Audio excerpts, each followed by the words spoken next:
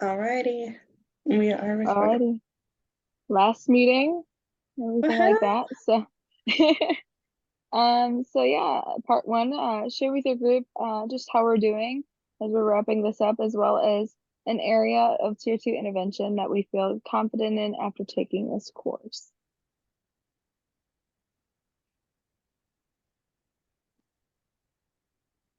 Does anyone want to start, or I can go ahead and share or anything like that? Doesn't matter to me. You can go ahead if you want, Alexis. Okay. My week's going good. I think as the weather is like consistently being warmer, it's like a lot better. And then as far as like tier two intervention, I think the case studies really helped just being able to um identify activities with specific struggles for students as far as tier two intervention. Because like I mean you could always Pinterest board or go to TPT and like find activities, but being able to actually see those activities or like being able to have that support and match with the case study is what helped me understand tier two better.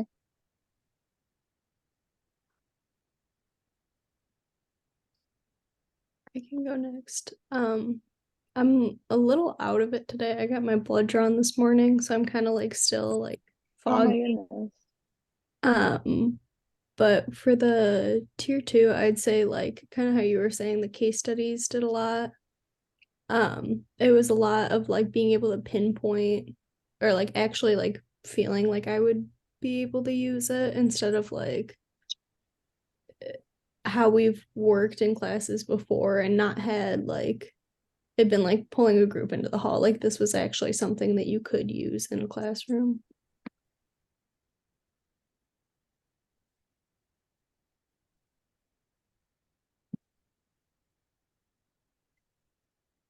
All right, Ashley. Um, sorry. I'm doing really good. For like my area of tier two intervention that like I feel more confident in is like being able to create the actual like plan and to have those specific activities that are gonna benefit what like a kid is struggling with. And yeah.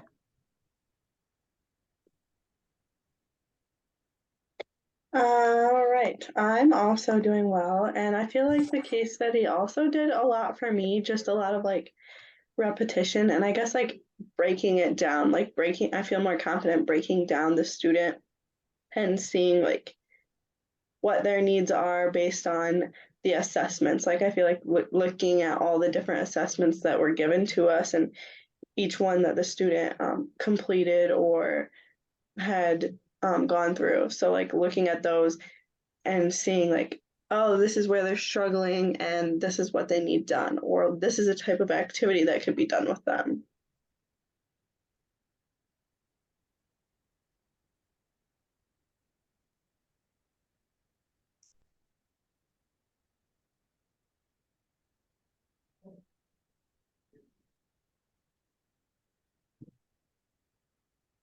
All right. Kenzie, I'll let you like continue to wrap that up and as we like kind of just review over section two. So we read that article if you want to pull that up and just kind of refresh and review over it if you need be. Um, the following quote begins with the article. I've really gotten the necessity of assessment. Without assessing our students, um, we really don't know what they know. We really don't know what they're learning. Certain approaches may, uh, certain approaches that may be effective for most of the class may be leaving on one several students in the dark. I would suspect that they are often capable, but instruction itself is not meeting their needs. Maybe they need more practice. Maybe they need to have more material presented in an alternative form. Maybe they just need a little more one-on-one instruction from the teacher or a peer. And then it's quoted by. After reading that quote, and like I said, if you need refresher time for the article, let me know. We can take a few minutes to do that.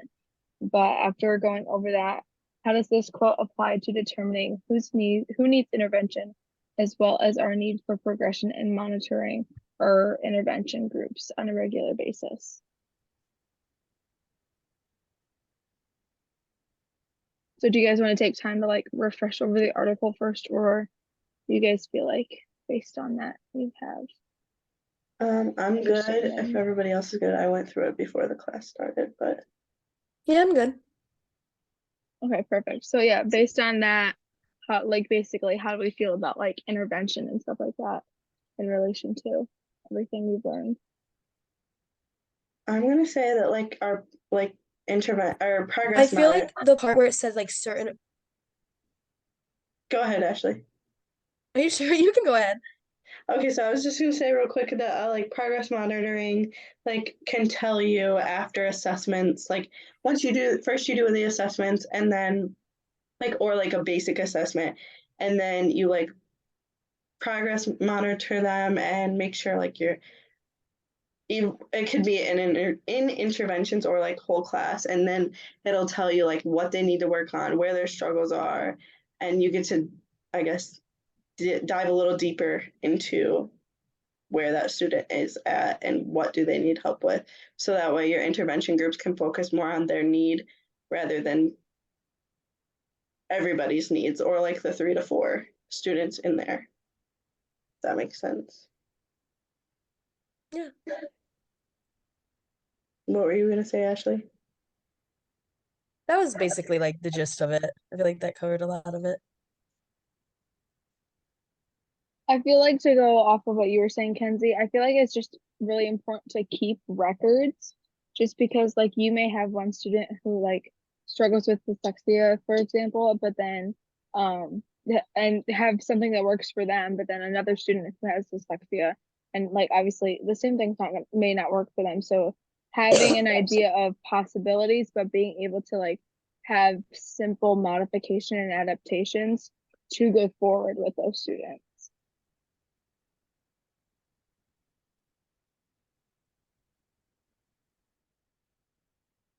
Yeah, I agree.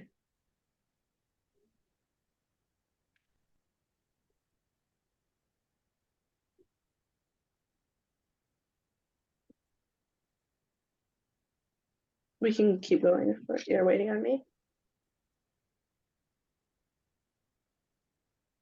Okay, so everyone feels good on that one. At one point, the article mentions the focus of this article is on using data to make meaningful instructional decisions. Give an example of what this could mean. I'm gonna say like you have a student that you've been watching over, I don't know, a period of a month so far, and you've collected all the data, you've collected their um, a little bit of information during their intervention groups or even whole class groups just working on one. And then you have their assessments as well, like their Dibbles test or M-STEP or whatever that may be. And then you use that data. So like say there's in each assessment, they're struggling on this point, this point, and this point, then you can focus your decisions onto that. Like, Right, I feel like it's just the importance of like progress monitoring. So yeah. like you're keeping data not only for like while the students in your class, but like you're benefiting like for like future teachers' knowledges, especially like in the younger years, like you're setting up the foundation for like your future educational practices. And so like you're kind of like I guess pre looking out for pre-diagnosis as well when working with students at such a young age. I feel like it's a good way too to make sure like your lessons are going through to them. Like if you teach something and no one gets it right on the test, like you're not doing it well enough, like you're not doing it in a way they're understanding.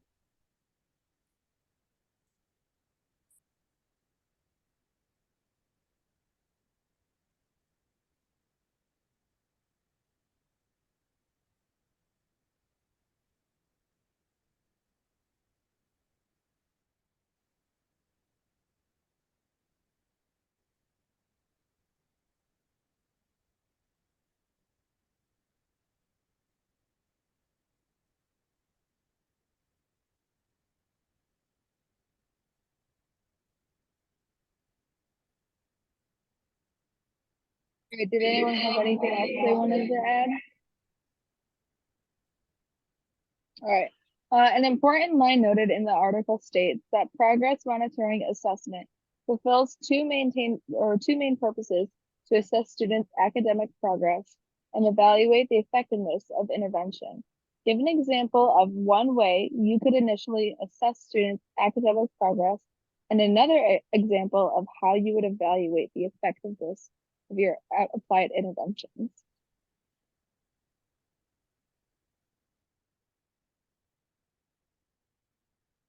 I'm thinking like assessing the student's academic process could be like as simple as like an activity, and maybe it's not a formative assessment. Is it a formative assessment?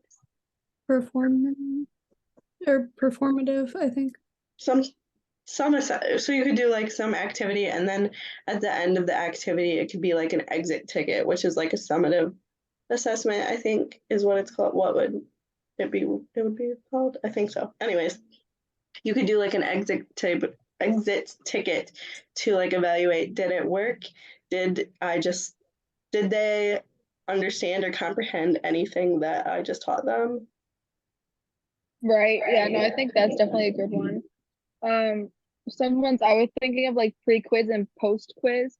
So like seeing what, especially like when they first come in from like a previous academic year, like if there were reading assignments given over like the summer and stuff like that, just seeing like where they stand with pre-information and then like after your lesson and stuff like that. I think those can be somewhat small activities, but also doing like those self-evaluations, like how does the student feel they did on like the academic lesson and where they stand on testing and like those types of activities. Mm-hmm.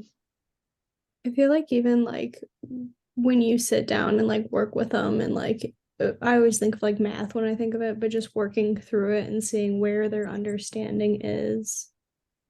Like not necessarily like giving them a right or a wrong, but like determine where they fall on the.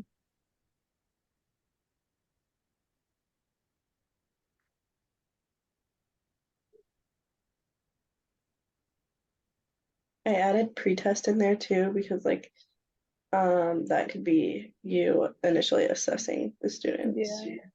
I also really like where is it like more project based where kids can kind of display their own understanding and kind of create more like presentations kind of where they can present what they know, if that makes sense. Mm-hmm. Like at the end or something, at the end of the lesson, Yeah. or yeah.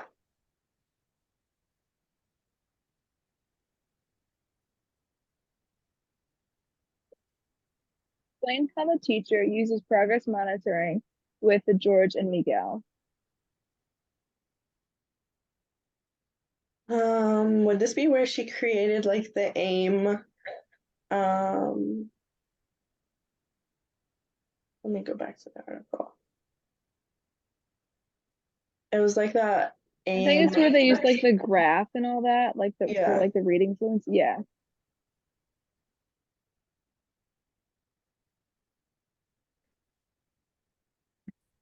And then they gave like the baseline assessment using Dibbles. So she has that, and then she was like working with them. The comprehension check-ins and stuff like that too. So like to compare to like Miguel's group who had like I feel didn't Miguel like meet more weekly compared to like George's group? Yeah. Okay.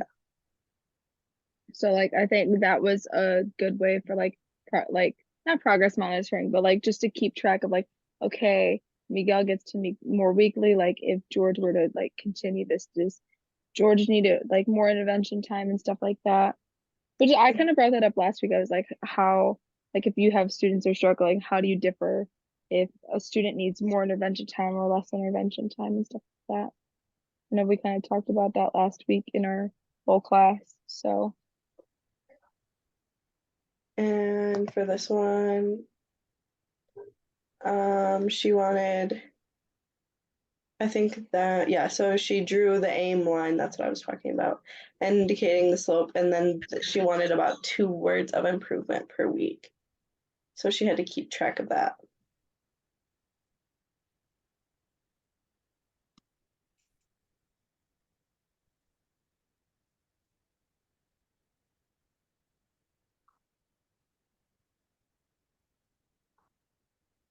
I didn't know if you wanted to add in there like the monitoring between like when they met as far as intervention groups and whatnot.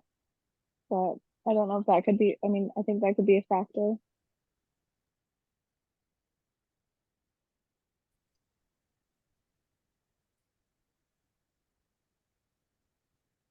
Yeah, because then it shows like what they're accomplishing. How is the intervention group helping them? And like kind of that pre-test too, like what did they know when they first came in?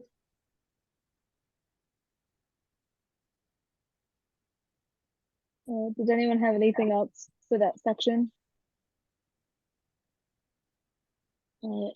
Lastly, a quote that stood out stated, "Often teachers reject the idea of progress monitoring and intensive intervention without trying because they cannot see how these activities can be incorporated into their already busy schedules."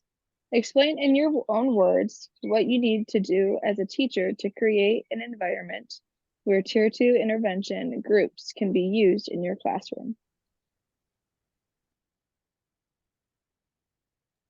I think a little bit has to do with time management and also like setting the rules of the environment. So like when you are going to be working with your intervention groups, your other students need to know like what they're supposed to be doing, or like if they're supposed to come up to you 4 times, or if they're supposed to ask a partner and then ask their table mate and then ask another person in the room before they come see you.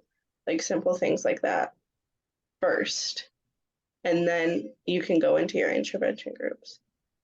No, I definitely feel like that along with like I always try to think of like when creating your intervention lessons, like making sure that they try to tie back into what the whole class is doing. So that way, like students aren't feeling soloed out. Therefore, it creates a safe environment for both your intervention groups and like a whole class. So just like making sure everything is being inclusive and tied together while still meeting like the requirements that your intervention groups need.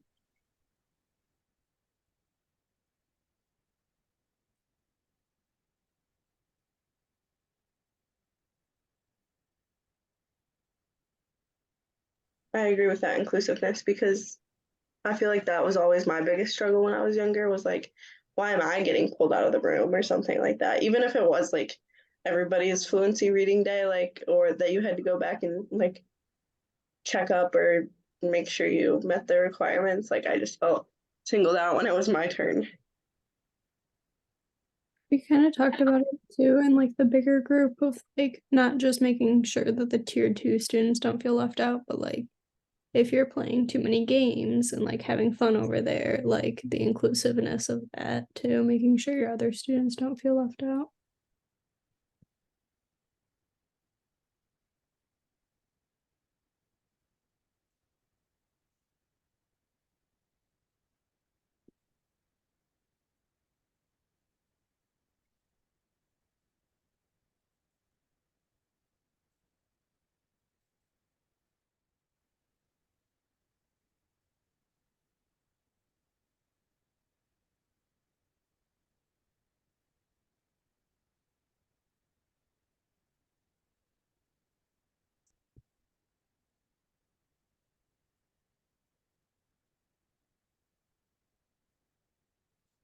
Is everyone ready to move on to the part 3?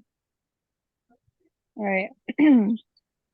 As you read about this week as a teacher, you will likely have to complete the IRIP for some of your students. Our class focuses on tier 2 intervention, and likely the students in this tier will be in one of these plans. It is important for you to understand how they are used and the importance of this.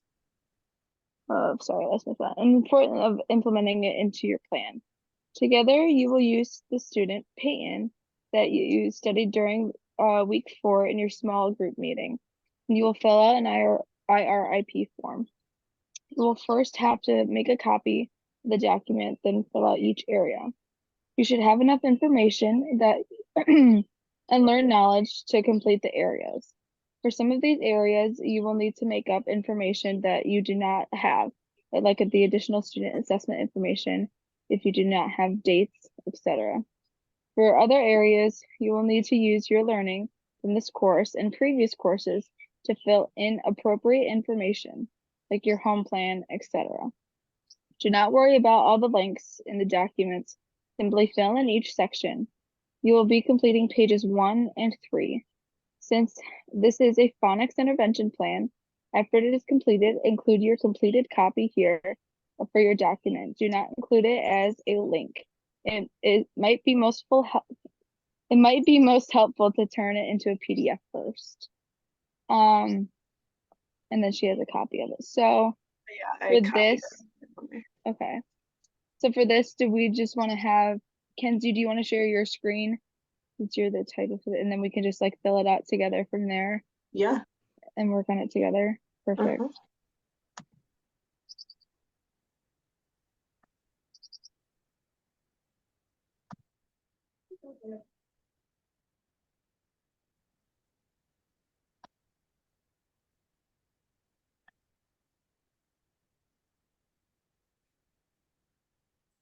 All right. Can you see the document?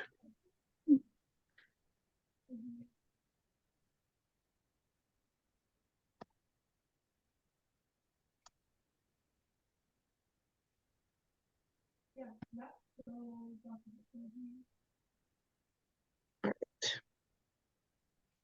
So the student is Peyton, right? Yep. And do we have to figure out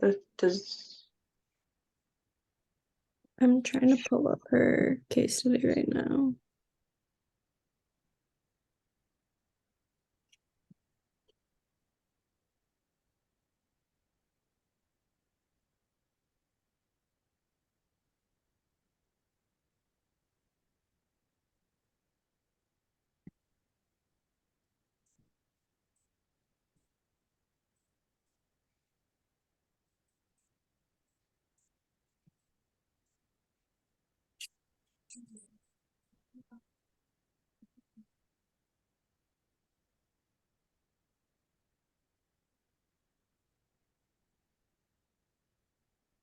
dang, this is long. I think we're only supposed to We do. only have to do pages 1 and 3. Oh.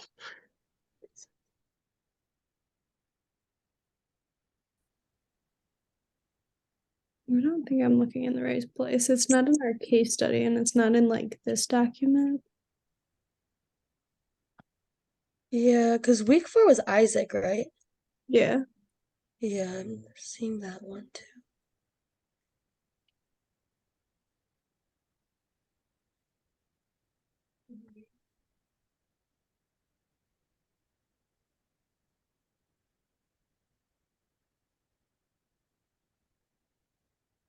It says during week 4 in your small group Small meeting. group meeting. I don't see that either. Oh, I think it is on, let's see. It's this one. Week 4 online small group in the document that we're in. Uh, I just typed in Peyton, like control find. Yeah, it is on that.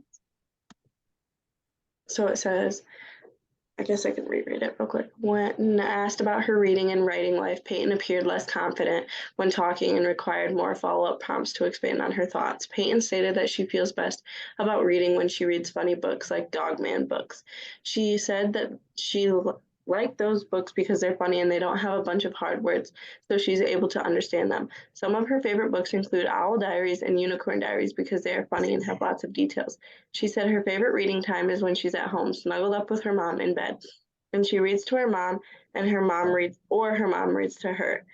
Peyton gave examples that her mom is currently reading her an Amelia Bedelia book that is really funny. While at home, Peyton said she enjoys listening to books on her tablet. When asked, she motivates her to read. Peyton stated that when books have good pictures, then she gets excited to read. She'll give an example of the book that had pictures of cute horses, so she wanted to read and learn about the horses. Peyton stated that reading does not feel good when she reads hard books like Diary of a Wimpy Kid because there's too many hard words. She's also stated that she feels bad about reading when her brother makes fun of her not being able to read good and reading baby books. She also stated it makes her mad. In terms of school, Peyton said that she does not like having to read in front of the class because she feels embarrassed and she won't read well. When asked about how she chooses a book to read, Peyton stated that she looks in the front cover of the book, and if the picture looks good, then she opens it up to the pages to see if it will be too hard or too many words. Peyton's experiences with writing seem to be more limited than reading based upon her responses. At school, Peyton stated she does not write much and that it's kind of hard. She said that she is slow and that she can't write fast as the other kids and unable to complete her work on time. Upon further inquiry, Peyton explained that her teacher writes things on the board that the children are supposed to copy down and answer or write about, but the teacher does not keep the prompt posted long enough for her to copy, so she isn't able to get her work done. She also expressed that it's hard for her to come up with ideas for the writing prompts. While at home, Peyton stated that she doesn't really write. However, she said that she and her mom wrote cards for her grandma Terry that was at the nursing home. She said that she and her mom also wrote cards for the residents at the nursing home because they didn't have people who visited them. When asked what might motivate her, she said, "I don't know." Peyton's teacher stated she has low self-confidence in reading, especially decoding, difficult with spelling. Peyton has much stronger listening comprehension skills. And then those were her assessments.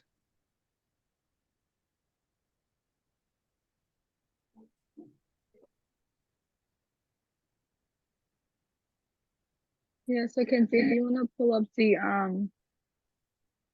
IRIP form again, and then we can kind of like Yeah. talk about what we all need to fill out based on her file. Now that we all found it, I guess. So the meeting date is just like today. Is that what we're doing? Mhm. I think so, yeah.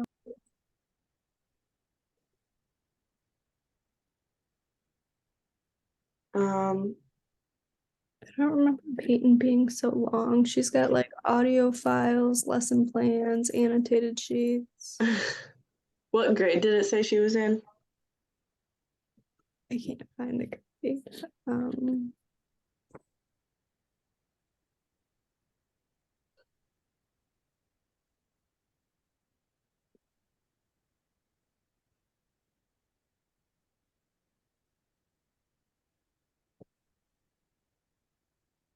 I don't know if it says a grade for her. Yeah, I'm not seeing one either.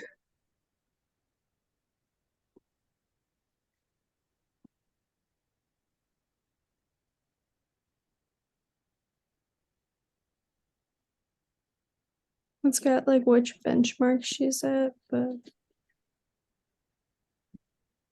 Okay, we can just skip that part, I guess. We'll skip notifications at home, support for home plan. Do we have to fill that part out? We can say it's the fall.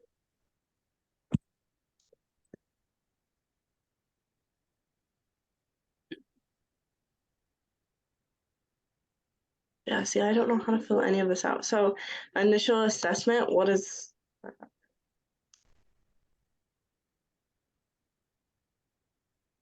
this is what that brings up. the first assessment she had, like in the different tables she has, is the benchmark assessment system or a running record. Yeah, because she says she wants us to focus on the phonics part of it. Okay, so do we just go down to this page 2? No, that's phonemic awareness. Never mind. Do we just skip to page 3 then? Yeah, she said fill out page 1 and 3. But 1 is this, like initial benchmark, initial assessment, extensive assessment. Do we know that? She did have 3 like assessments. It was the dibbles for the next one, and then an informal decoding inventory. I don't know if that's the right order for them, but those were the three that she went through with her. We can just put that. And then does it have date administered or no? It says 1/2022. The benchmark one? All of them, yeah. 1/2022. Wait, 1/what? 2022, sorry. Oh, okay.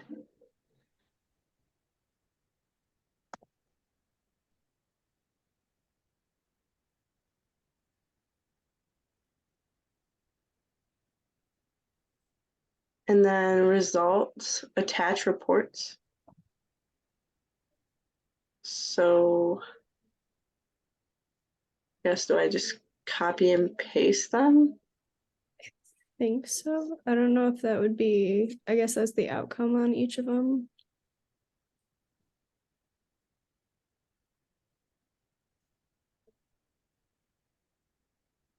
And I know we talked about the home plan earlier. I read back on her instruction. It says we do need to fill out the home plan. I don't know what I just did. I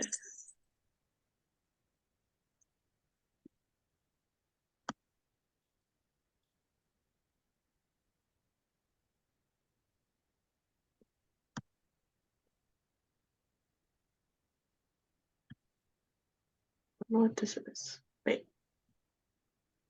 I really don't know what I did. I think since you highlighted the whole box, it might have like put a box over it. Okay, let me do that.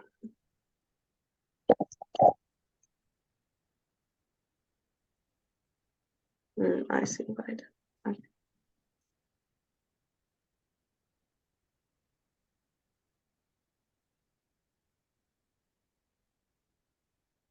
Results for the tables.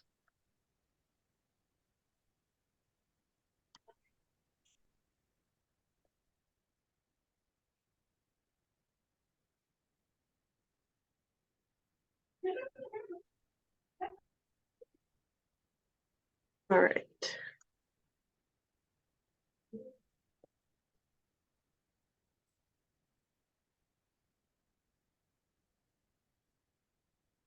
Summarize findings from the assessment. So would that be the interpretations and significance?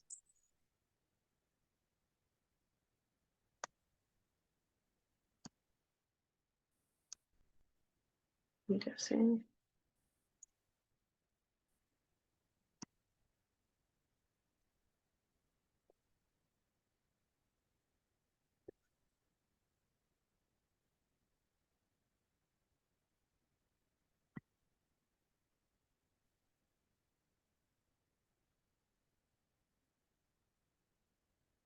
Right, so there's that. I guess this is not the fall. This is going to be the winter.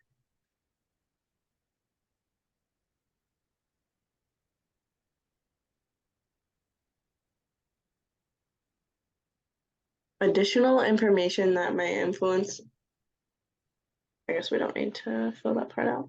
Summarize strengths and summarize her areas of weakness. So Peyton's strengths include. Did I put this down here? It was accuracy. Yeah, it was all of them. Yeah. I'm still looking for her home plan. I cannot find that. For the what? Her home plan. Oh, I don't know if we're supposed to make one or. It says that we should already have one from the assessment. I didn't know if it was like when we talked about her reading more like decodable books of her like challenging interest at home to like build confidence and whatnot. But I don't know if that was like her home plan or whatnot.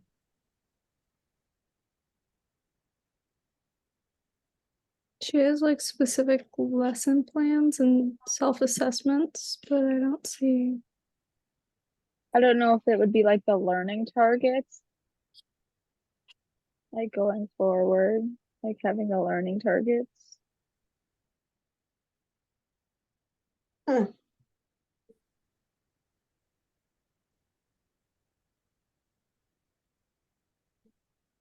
Yeah, I'm gonna I'm gonna guess that that's the learning targets because I don't see anything on here either. Right, that's what I was like, I think it's the learning target.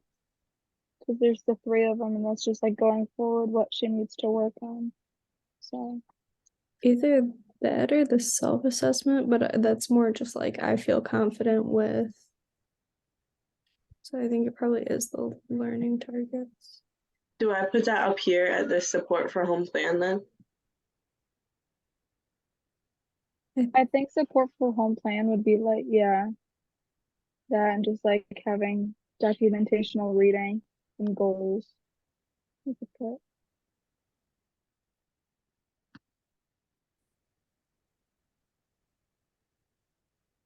As far as notifications sent home, you could put um reading like specific the books in specific that were sent home along with confirmed goals set by the student and family.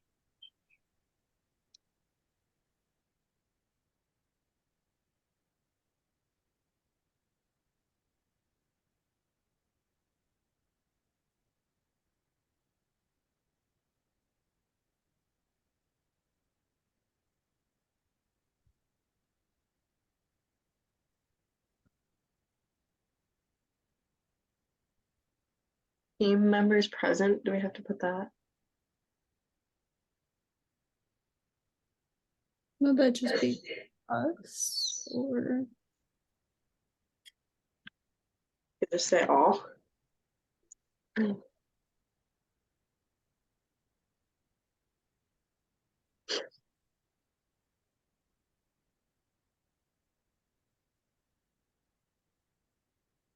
Do we still not know what grade she's in?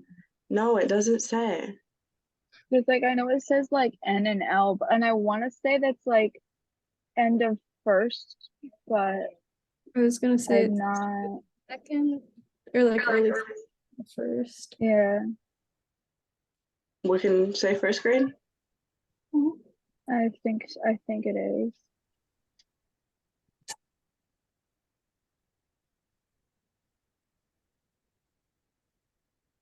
Student school year 2023. No, 2022. Mhm. It would be 2021 to 2022. Meeting date, we're gonna set it for 2022.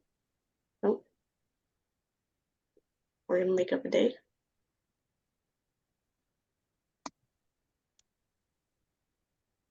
13th.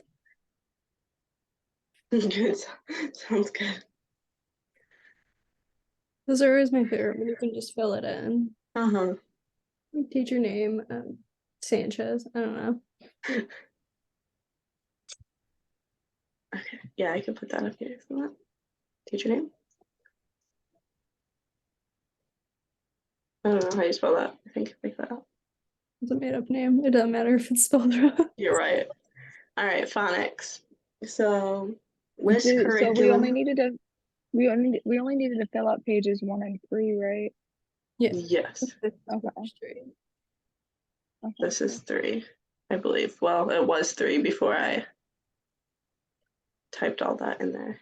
Okay. Instructional focus. So list curriculum resources and instructional strategies used, informative assessments given, reviewed as part of the child's daily reading instruction and referring to.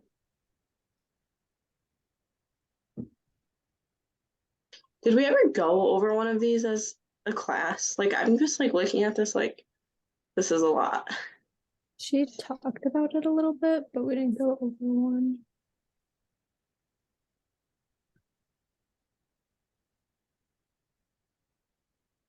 She's like, I don't know what to put for curriculum resources. I think that could just be like decodable reading and intervention time.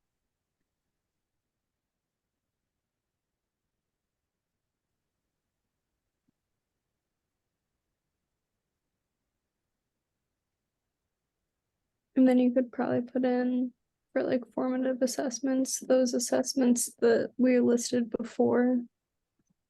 That And- was the benchmark one. Dibbles, and then decoding. Inventory. And for instructional used or instructional strategies. I think just kind of what we put.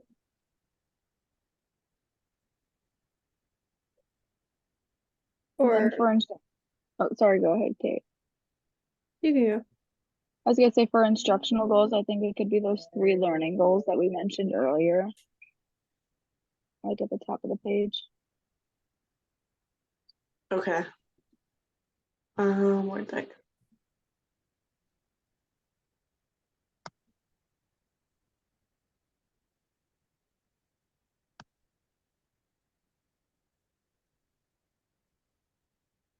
And for, sorry, I'll wait till you're done typing.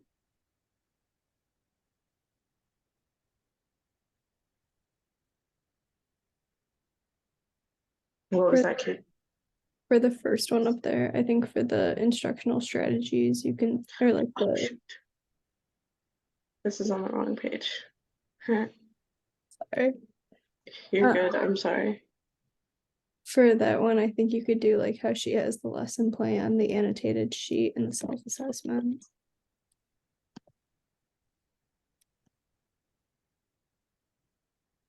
Self-assessment. Annotated sheet. And then she just has it listed as lesson plan. But that could also be like, it could kind of tie in our lesson plan and hers. Mm-hmm.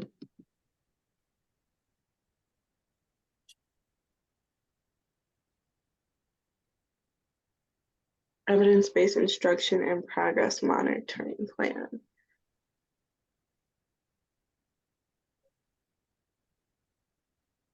This child needs to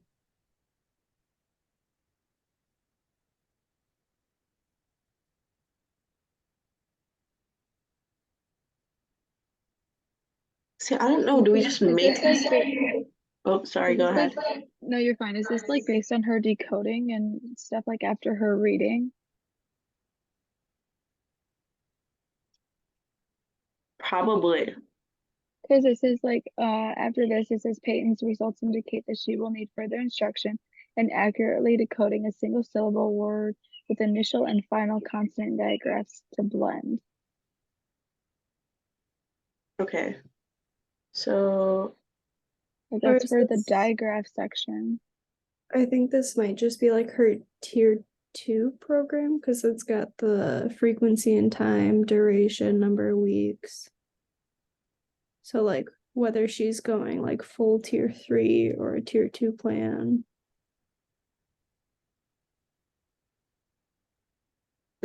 okay. So like did it in that article, did it say like how many weeks we planned on meeting, or do we need to come up with did we come up with that? Mm.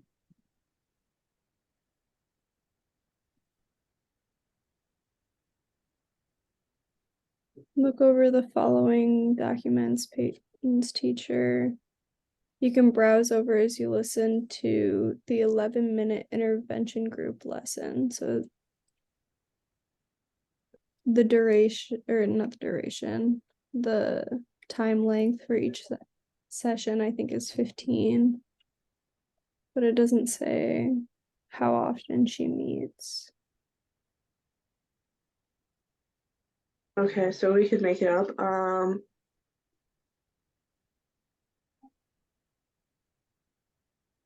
I would say twice a week, just like with everything she listed. We could do Tuesdays and Thursdays.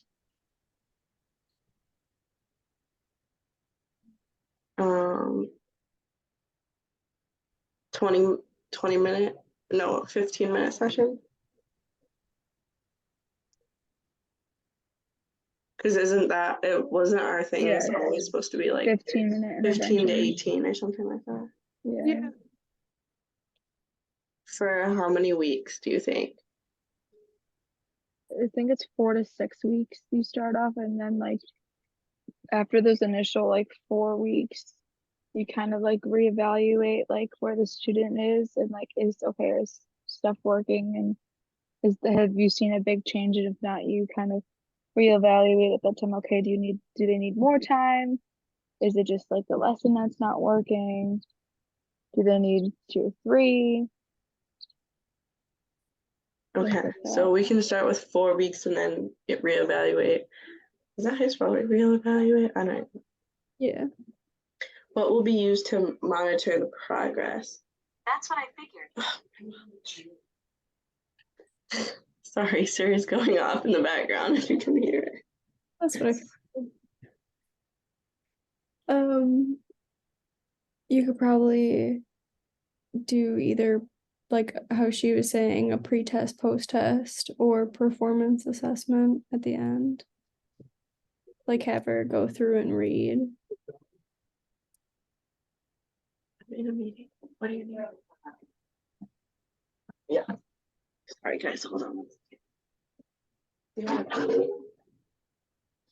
You're good.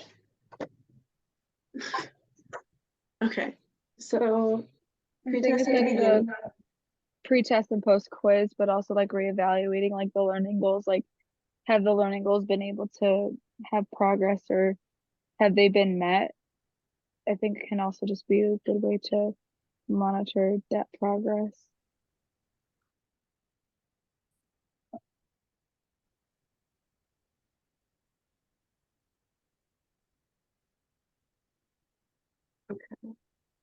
How often will it occur? Every week, yeah.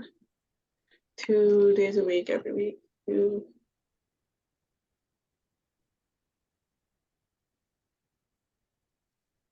Are we the providers for that first one? Yeah. Caitlin, is that how you spell your name? Yeah.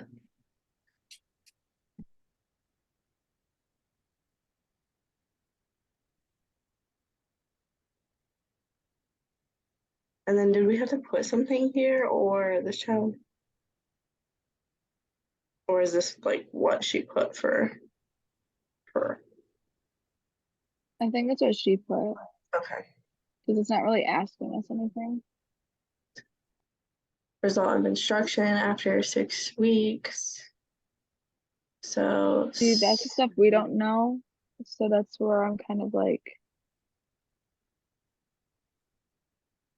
yeah, does it say to fill it out?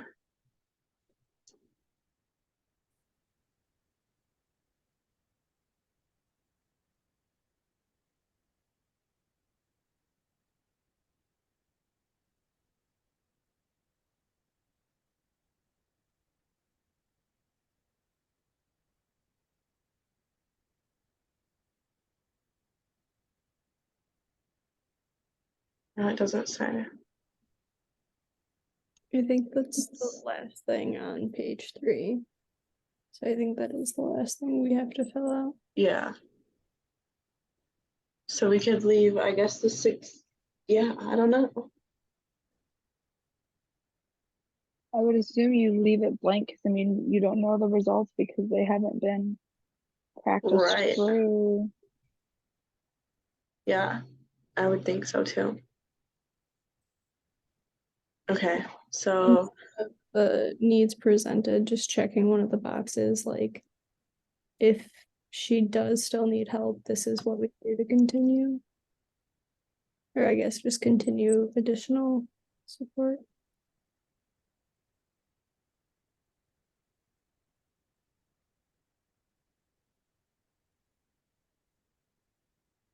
Because like you said, we don't have the information to keep going. yeah,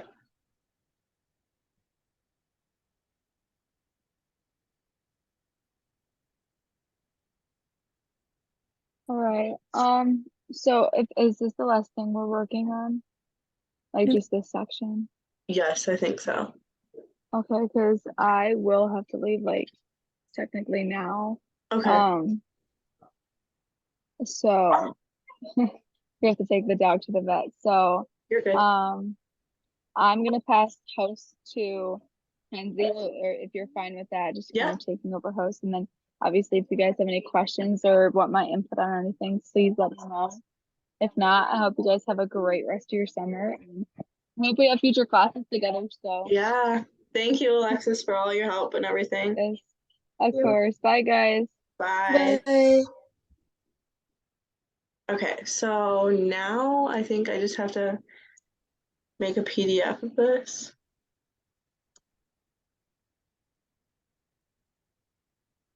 And then delete this. Insert link, of course. Pull up this. Maybe.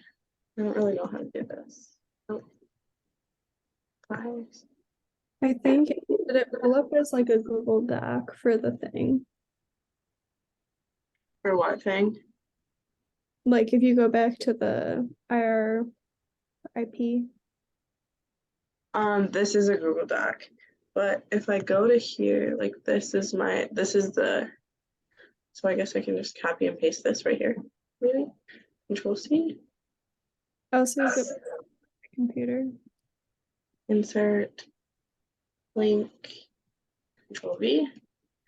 Apply. See, it says invalid. Because I don't think you can submit a PDF. Try just pasting into the doc where you are right now. Like instead of inserting.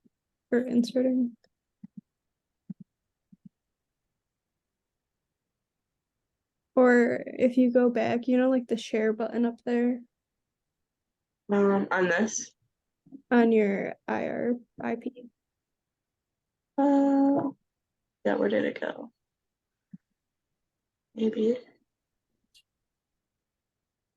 I'm so confused because my screen is different because I'm sharing my screen.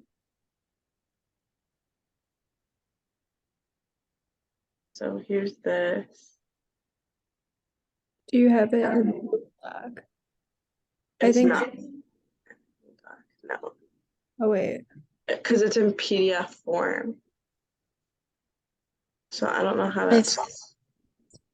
I just saw that it says do not include it as a link.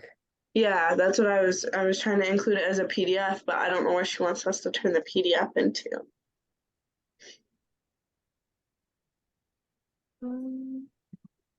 Because I don't think you can just insert a PDF onto.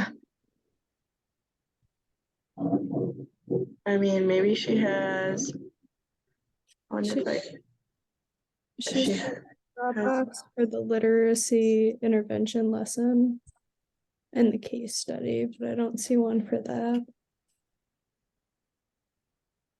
What's the literacy intervention? What is that? I think that's the thing we did last week. Oh, did I submit that? I wonder. Like our peer review. She said everyone did. Okay.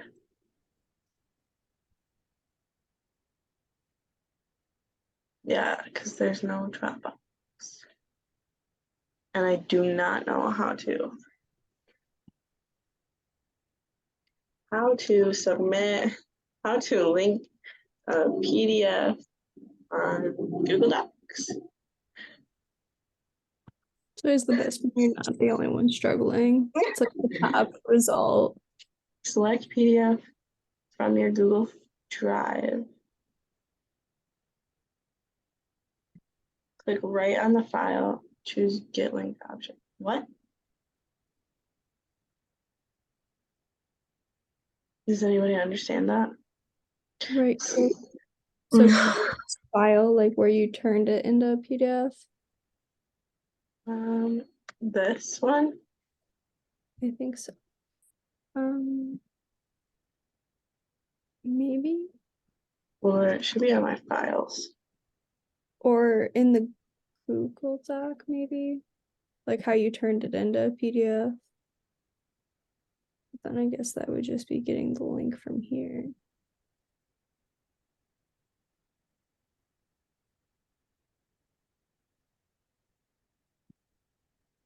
I guess I can play around with this and then ask her so you guys don't have to stay here and watch me try to figure it out.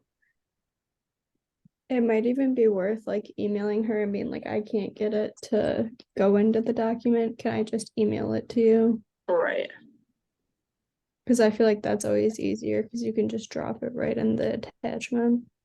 Yeah. I just feel like there should be a way to like insert a different link. I guess not. And this won't do it. All right, I'll play with it and let you guys know what happens. Is there anything else we need to do?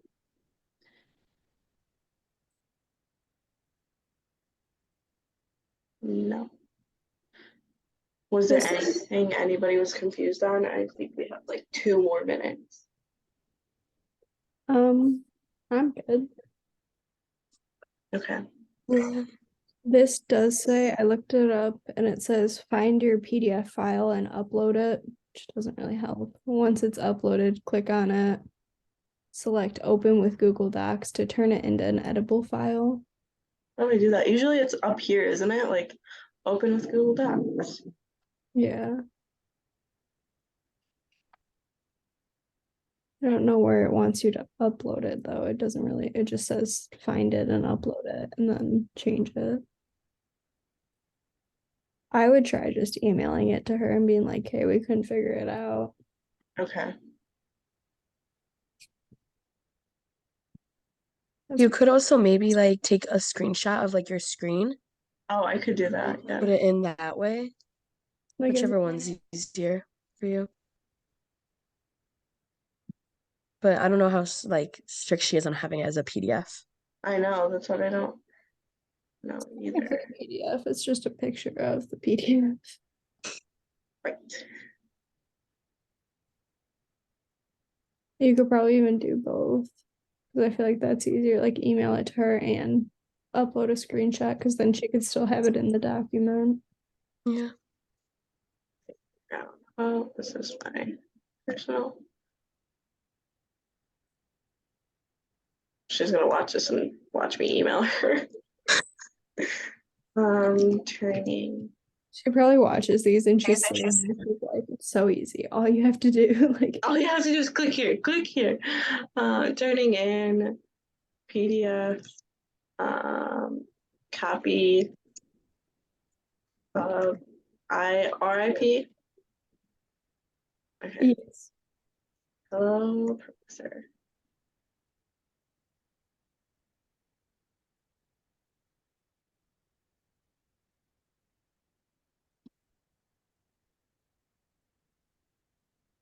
I think we're good to stop recording. Yeah, I can. Yeah, how do I do that?